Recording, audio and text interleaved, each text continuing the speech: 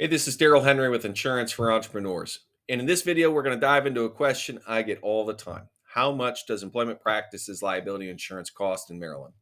If you've got employees, even just one, EPLI is something that you need to know about. So let's break down how much it costs, what affects the price, and how to make sure you're getting the right coverage without overpaying. So first off, quick debrief. What is employment practices liability insurance? It is liability insurance that protects you for wrongful hiring or firing, discrimination or retaliation, or even failure to promote. And these claims can come from current employees or former employees or even job applicants. So it only takes one lawsuit to do a lot of damage. And that's why we got to talk about it. So let's talk about the cost range in Maryland. How much are we talking about?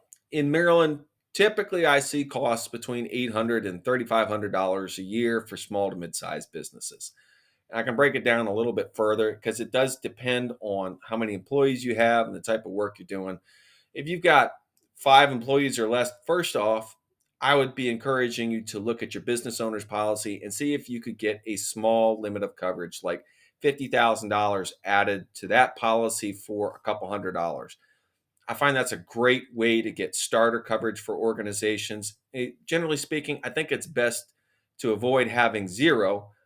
You don't necessarily need to get $1 million right out of the chute, although as you grow, you need to consider it. But to start off, it's better to have $50,000 than nothing.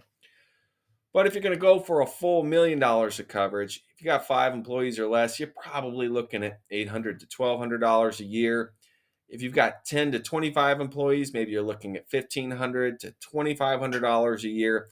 And if you've got 50 or more, you're probably looking at $3,000 or up. And it just makes sense. When you have more employees, you're going to be more likely to be sued for how you handle and manage those employees.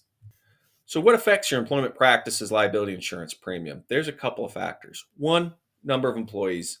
Underwriters like to look at how many you have on staff, whether they're full time or part time, whether they're contracted. They also like to look at what states they're in because some states are less friendly than others. Second, they like to look at claims history. Have you been sued before? Did you correct what happened? This can really play a big part in how much you pay for this line of coverage. They also look at industry, where some industries are more likely to have high turnover, like restaurants, or sometimes daycares, or care providers, or home health, or social services. Industry can make a big impact on what you pay for insurance. They also look at HR policies. Do you have a handbook that's up to date? Do you have anti-harassment training? Different types of things that'll make it less likely for you to get sued.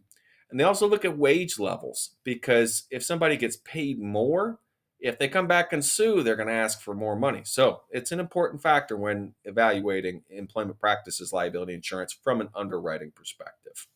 So, what does employment practices liability insurance cover? It's going to pay for the legal fees, settlements, and court judgments for these lawsuits related to sexual harassment, discrimination, wrongful termination, retaliation, and breach of employment contract. But heads up, most policies do not cover punitive damages, criminal fines, or bodily injury. It's strictly employment related disputes. So, is it worth it? Generally speaking, yes, because it is harder to set aside enough money to pay for a lawsuit that may or may not happen in the next 10 years, but could cost $100,000. It's hard to do that versus paying for a policy that's maybe $1,000 a year. It's a lot easier to budget for that in your income statement, in your financial statement. So, with all that said, if you want to see how that fits in with your program, my contact information is at the website insuranceforontrepreneurs.net. And if this is helpful, please hit like and subscribe. It helps other people like you find the content. And as always, thank you so much for watching. Go build something great.